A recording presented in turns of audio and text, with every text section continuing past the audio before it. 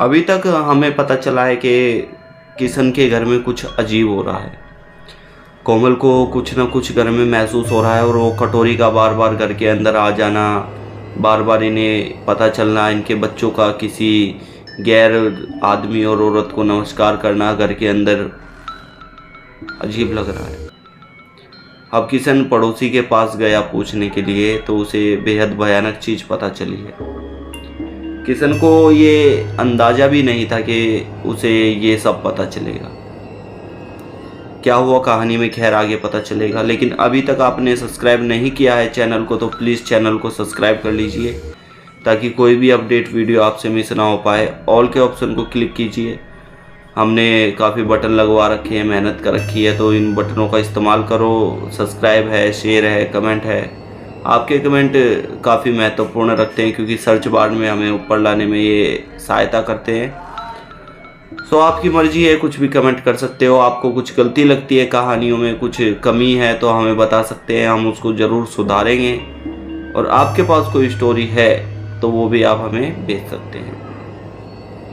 कहानी में आगे बढ़ने से पहले एक छोटा सा इंट्रो।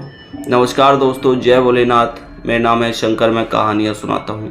ऐसे किस्से कहानियाँ आप सभी के लिए लेकर आता हूँ जो सच्ची घटना पर आधारित होते हैं और जो कुछ सब्सक्राइबर्स हमें भेजते हैं। मेरे सब्सक्राइबर ने मुझे बताया कि ये कहानी उसने किसी और यूट्यूब पर को भी भेजी थी, लेकिन जब उसने ये हमारा चैनल देखा तो उसने ये कहानी हमें भी भेजी। आपको कैसी लगी ये कहानी? फर्स्ट पार्ट आपने देखा होगा, नहीं देखा तो मैं मेंशन कर दूंगा, आप कमेंट सेक्शन में जाकर देख लीजिए। साथ ही आप कहानी को देखेंगे तभी पूरा समझ आएगा कि किशन और कोमल के साथ ये क्या हो रहा है।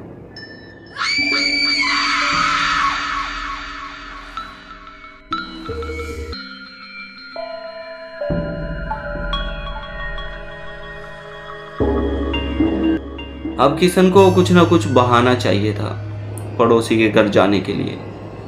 कोमल कहती है कि तुम ये बोलकर चले जाओ कि हमारे घर में चीनी और चाय पत्ती ख़त्म हो गई है। किशन कहता है कि हम नए आए हैं, सब पड़ोसियों को पता है ये घर इतने दिनों से बंद था, मैं अचानक से जाके किसी के घर पे कैसे कह दूँ कि हम यहाँ पर नए आए हैं और हमारी चीनी चाय पत्ती ख़त्म हो गई है। लेकिन हाँ, मैं ऐसा कह सकता हूँ कि हम लाना भूल गए हैं और आसपास की दुकानों का हमें नहीं पता, तो थोड़ी सी मदद करो, हमें दे दीजिए अभी। कोमल कहती है हाँ ये ठीक रहेगा। किशन अब साथ ही के घर में, बिल्कुल जिससे दीवार अटैच थी, उस घर में जाता है और बेल बजाता है। एक आदमी घर से निकल कर आता है और बोलता है जी हाँ बोलिए। जी मुझे थोड़ी सी चीनी और चाय पत्ती चाहिए थी। मैं आपका नया पड़ोसी हूँ, ये जो आपके साथ में घर है मैं यहाँ पर रहने आया हूँ। मेरे भैया और मम्मी आई थी काफ़ी दिनों पहले, तब इस घर की पूरा काम करके गई थी जो भी है पेपरों का। तो उन्होंने बताया कि आपको कुछ भी मदद चाहिए हो तो पड़ोसियों से ले लीजिएगा, पड़ोसी काफ़ी अच्छे हैं। ओह हाँ बिल्कुल, हाँ मैं आपकी मम्मी जी से मिला था। और बताइए मम्मी जी की तबीयत कैसी है? फॉर्मल बात होती है थोड़ी सी। उसके बाद जब किशन कहता है कि मुझे चीनी चाय पत्ती चाहिए, हम भूल गए लाना और यहाँ की दुकान अभी मुझे नहीं पता है, तो हम कल से अपना अरेंजमेंट कर लेंगे, आज आप थोड़ी सी मदद कर दे तो आपका बहुत भला होगा। आदमी भला था। आदमी कहता है कि आपको 2 ही कप चाय अगर जब बनानी है तो आप मेरे घर ही आ जाइए, आपको थोड़ी सी मीटिंग भी हो जाएगी, थोड़ी सी बातचीत भी हो जाएगी और एक जान पहचान होना तो पड़ोसियों से अच्छी बात है।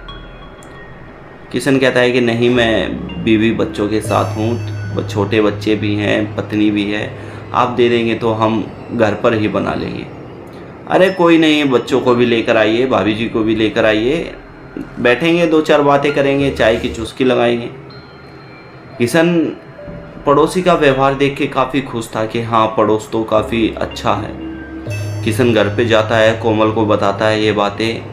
अंकित और आरती को जगाया जाता है, बोला जाता है, बच्चे हैं छोटे हैं, थोड़ी आँख लग गई थी, जगाया जाता है, बोलते हैं कि चलो चलते हैं चाय वाय पी के आएंगे। बच्चों को जो मैनर्स सिखाए गए थे वो काफ़ी तहजीब वाले होते हैं, काफ़ी के बच्चे माँ बाप की पूछे बिना नमकीन बिस्कुट तक नहीं उठाते कि पापा मम्मी मैं ये ले लूँ, तब बच्चे उसे उठाएंगे।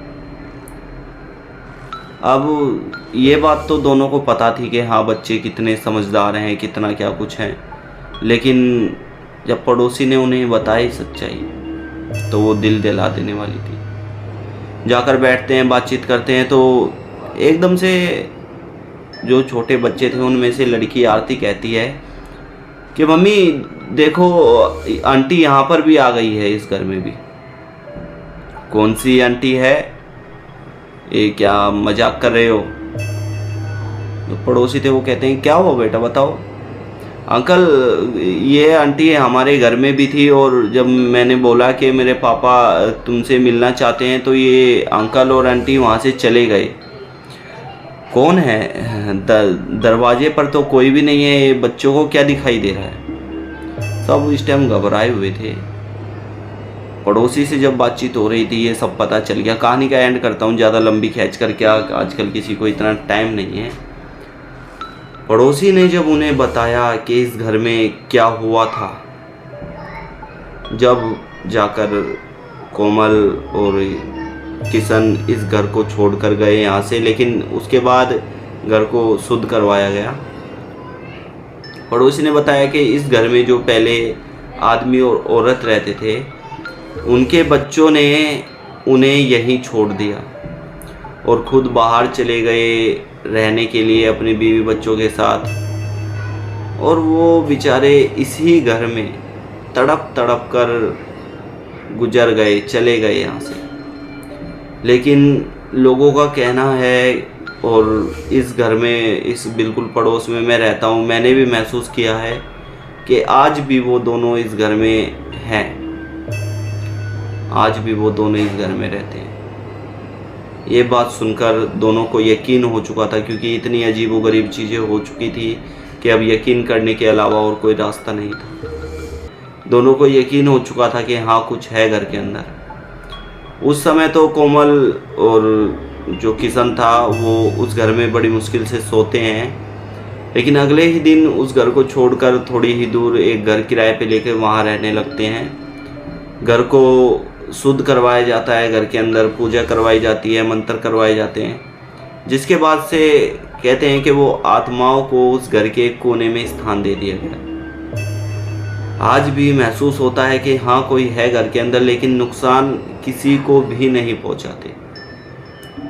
ये कोई पवित्र आत्मा मान लो या फिर सताई हुई आत्मा मान लो, लेकिन किसी को नुकसान नहीं पहुंचाया आज तक। आज का एक्सपीरियंस इतना ही। आपको कैसी लगी स्टोरी कमेंट सेक्शन में ज़रूर बताइएगा। साथ ही आप अगर चैनल को सब्सक्राइब कर लेंगे तो हमारा हौसला और बुलंद हो जाएगा वीडियोस बनाने का। नमस्कार, धन्यवाद, जय भोलेनाथ। मेरा नाम शंकर है, मैं कहानियाँ सुनाता हूँ।